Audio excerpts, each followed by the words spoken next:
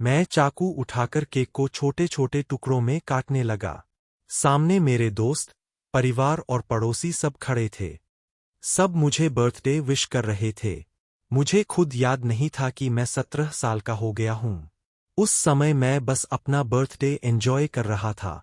कुछ देर बाद सब लोग अलग अलग जगह बैठ गए। मैं सबको केक देने लगा। कुछ लोगों ने केक खाया और अपने घर चले गए। लेकिन ठीक 10:10 बजे मुझे दरवाजे की घंटी सुनाई दी। माँ ने कहा, तन्मय, जाकर देख कौन है बाहर। मैं दरवाजा खोलने गया। जैसे ही दरवाजा खोला, बाहर कोई नहीं था। बस एक छोटा सा बॉक्स रखा था, जो नीले चमकीले पेपर से पैक्ड था। मैंने उसे उठाकर देखा। उसके ऊपर एक स्टिकर लगा था। कोई नाम नहीं था, बस लाल पेन से लिखा था, जस्ट फॉर तन्मय।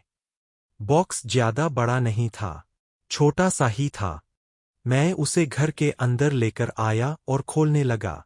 लेकिन जैसे जैसे मैं उसे खोल रहा था, मुझे अंदर से अजीब सा अनकंफर्टेबल फील होने लगा। पता नहीं क्यों, लेकिन कुछ ठीक नहीं लग रहा था। तभी अचानक माँ आ गईं। क्या कर रहे हो? मैंने उन्हें वो बॉक्स दिखाया। उन्होंने पूछा, ये किसने भेजा है? तुम्हें पता है? मैंने कहा, नहीं, मुझे कुछ नहीं पता।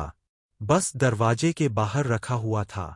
ये सुनते ही माँ अचानक शांत हो गईं। उन्होंने कहा, इसे मत खोलना, बस छोड़ दे। मैंने पूछा, लेकिन क्यों? उन्होंने मेरे सवाल का जवाब नहीं दिया। बस बॉक्स मेरे हाथ से लिया और लेकर चली गईं। कुछ देर तक मैं सोचता रहा, शायद अंदर कुछ बेकार सा होगा। मैंने ज्यादा ध्यान नहीं दिया और सोने चला गया। रात के करीब 2 बजे मेरी आंख खुल गई। घर की सारी लाइट्स बंद थीं और नींद भी नहीं आ रही थी। मैंने दोबारा सोने की कोशिश की, लेकिन नींद नहीं आई। आखिरकार मैं उठ गया और बाथरूम की तरफ चला गया। जैसे ही मैंने बाथरूम का दरवाजा बंद किया, मुझे किसी के हंसने की आवाज सुनाई दी। पहले मुझे लगा शायद माँ होंगी, क्योंकि उस समय घर में माँ के अलावा कोई नहीं था। पापा शहर से बाहर गए हुए थे। मैंने आवाज को इग्नोर किया और वापस कमरे की तरफ जाने लगा। लेकिन तभी वही आवाज फिर आई, इस बार थोड़ी करीब से। मैं रुक गया। कुछ गड़बड़ थी। मैं माँ के कमरे की तरफ गया और धीरे से दरवाजा खोला। माँ गहरी नींद में सो रही थीं। मैंने दरवाजा बंद किया। उसी समय घर की लाइट्स वापस आ गईं। मैंने राहत की सांस ली और अपने कमरे की तरफ जाने लगा। लेकिन तभी मुझे लगा जैसे किचन में कोई है। पता नहीं क्यों, लेकिन मुझे पूरा महसूस हो रहा था कि वहाँ कोई खड़ा है। मैं धीरे धीरे किचन की तरफ गया। अंदर देखा, कोई नहीं था, बस वही नीला बॉक्स टेबल पर रखा था। मैं कुछ सेकंड उसे देखता रहा। मेरे दिमाग में एक ही सवाल था, सिर्फ एक बॉक्स से मुझे इतना अजीब क्यों लग रहा है? ऐसा लग रहा था जैसे वो बॉक्स मुझे खोलने के लिए मजबूर कर रहा हो। मैं टेबल के पास गया, धीरे से उसके पास पहुंचा। मैंने रिबन पकड़ा और उसे खोलने लगा। लेकिन जैसे ही मैंने रिबन खींचा, किसी ने पीछे से मेरे कंधे पर हाथ रख दिया। मैंने सोचा माँ फिर से मुझे डांटने आई होंगी। मैंने पीछे मुड़कर देखा, कोई नहीं था। मेरे हाथ पैर कांपने लगे। मैं समझ ही नहीं पाया कि अभी मेरे कंधे पर हाथ किसने रखा था। मैंने बॉक्स वहीं किचन में छोड़ दिया और भागकर अपने कमरे में आ गया। मैं बहुत घबरा गया था। अगली सुबह 7 बजे मेरी आंख खुली। मैंने सोचा शायद रात को नींद पूरी न होने की वजह से ये सब हुआ होगा। मैंने ज्यादा नहीं सोचा और कॉलेज के लिए तैयार होने लगा। दोपहर करीब 2 बजे मैं वापस घर आ रहा था। लेकिन रास्ते भर मेरे दिमाग में पिछली रात की वही बातें घूम रही थीं। मैंने अपने हर दोस्त से पूछा, क्या तुम लोगों में से किसी ने मुझे बर्थडे पर कोई गिफ्ट भेजा था?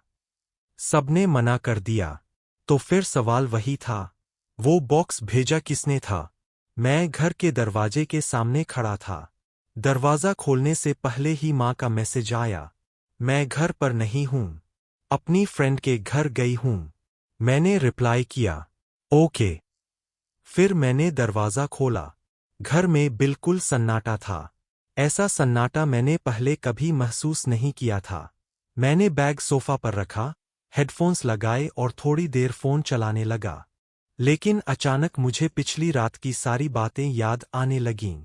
मैंने डिसाइड किया, इस बार बॉक्स चेक करता हूँ।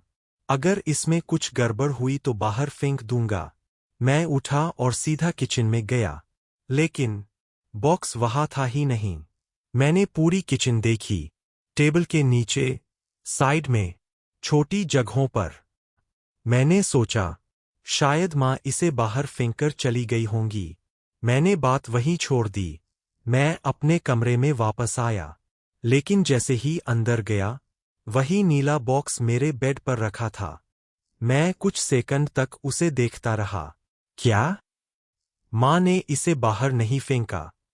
मैं धीरे धीरे उसके पास गया, बॉक्स उठाया और इस बार उसे खोलने लगा। जैसे ही मैंने आखिरी रिबन खोली, वही अजीब फीलिंग फिर से आने लगी। फिर मैंने बॉक्स खोला। अंदर एक छोटा सा टेडी था। बस एक छोटा सा टेडी। उसकी आंखें और नाक काले बटन्स जैसे थे। मैंने उसे उठाया और बाहर आ गया। मैंने टीवी चालू किया और सोफा पर बैठ गया। कुछ देर बाद मुझे आवाज सुनाई दी, तन्मय, क्या खाओगे? मैंने बिना सोचे जवाब दिया, नहीं, अभी कुछ नहीं चाहिए। फिर घर में मैं अकेला था। मैंने धीरे से खुद से कहा, मैंने ये आवाज सच में सुनी थी या मुझे लगा? मैं कुछ देर वहीं बैठा रहा। फिर मैंने खुद को समझाया कि शायद ये सिर्फ मेरी इमेजिनेशन है। मैं करीब 5 मिनट तक वहीं बैठा रहा। फिर अपने कमरे की तरफ गया। मैंने टेडी को फिर से देखा। उसकी आंखें, उसकी नाक, वही काले बटन्स। मैंने टेडी उठाया और बाहर जाने लगा। लेकिन तभी मुझे एहसास हुआ, मैंने टेडी को बॉक्स के अंदर ही रखा था। मैंने बॉक्स से उसे बाहर निकाला ही नहीं था। मेरे हाथ कांपने लगे। मैं बस टेडी को देखता रहा। फिर वो मेरे हाथ से नीचे गिर गया। मुझे पूरा यकीन था, वो टेडी बॉक्स के अंदर था। तभी मुझे किसी के दरवाज़ा स्लाइड करने की आवाज आई। मुझे नहीं पता था कौन है। मैंने पास पड़ी चेयर उठा ली। मैं बस उसी तरफ देखता रहा। कुछ सेकंड बाद मेरी माँ कमरे में आईं। उन्होंने मुझे देखा और पूछा, तुम इतने नर्वस क्यों हो?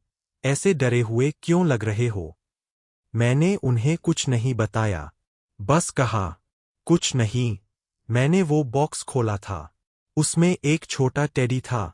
माँ बिल्कुल नॉर्मल रहीं। उन्होंने कहा, बस एक टेडी, और उससे डर रहे हो? इसमें डरने वाली क्या बात है? मैंने कहा, कुछ नहीं, छोड़ो, मुझे खाना दे दो, भूख लगी है। रात के 11 बजे, मुझे नींद नहीं आ रही थी। मैं सोफा पर लेटा हुआ था और आज जो कुछ हुआ था उसके बारे में सोच रहा था। तभी डोर बेल बजी। मैं उठा और दरवाज़ा खोलने गया। दरवाजे के सामने एक अजीब सी औरत खड़ी थी। उसने काला मास्क पहना हुआ था। मैं सिर्फ उसकी आंखें देख पा रहा था। उसकी आंखें कुछ अजीब थीं। कुछ बोलने से पहले ही उसने पूछा, तुम तन्मय हो? मैंने सिर हिलाया। फिर उसने कहा, मुझे लगता है कुछ दिन पहले मेरा एक इम्पोर्टेंट बॉक्स कहीं गिर गया था। नीले रंग का था। मैं पूरी तरह ब्लैंक हो गया। मैं अंदर गया, वही ब्लू बॉक्स उठाया और उसके हाथ में दे दिया। उसने बॉक्स लिया और कहा, तुम बहुत अच्छे लड़के हो। लगता है मेरी गलती की वजह से तुम्हें काफी कुछ झेलना पड़ा। वो मुस्कुराने लगी, लेकिन मैं बिल्कुल नहीं हंस रहा था। फिर अचानक उसकी मुस्कान गायब हो गई। उसने अपनी अजीब आंखों से मेरी तरफ देखते हुए कहा, किसी को मत बताना कि ये सब हुआ है। मैं चुप रहा। वो आगे बोली, अगर मुझे कोई लेड मिल गई, तो तुम्हें पता है, अगर ये गलती से हो सकता है। वो कुछ सेकंड रुकी, फिर बोली, तो अपनी मर्जी से भी हो सकता है। मैंने बिना कुछ बोले दरवाज़ा बंद कर दिया। मैं नॉर्मल दिखने की कोशिश कर रहा था। कुछ देर बाद माँ फिर आईं।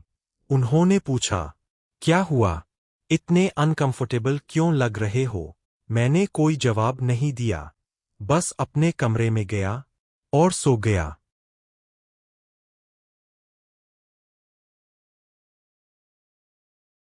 4 दिन बाद मैं अपने बिल्डिंग के गेट के सामने खड़ा था।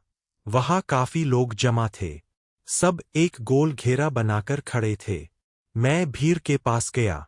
अंदर देखा, एक टीनेजर की लाश पड़ी थी।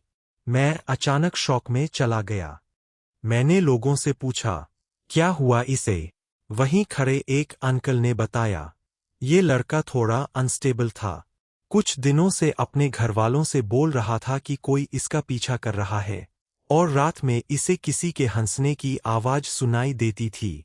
मैंने उनसे आखिरी सवाल पूछा, इसका नाम क्या था? वो अंकल उसका पड़ोसी था।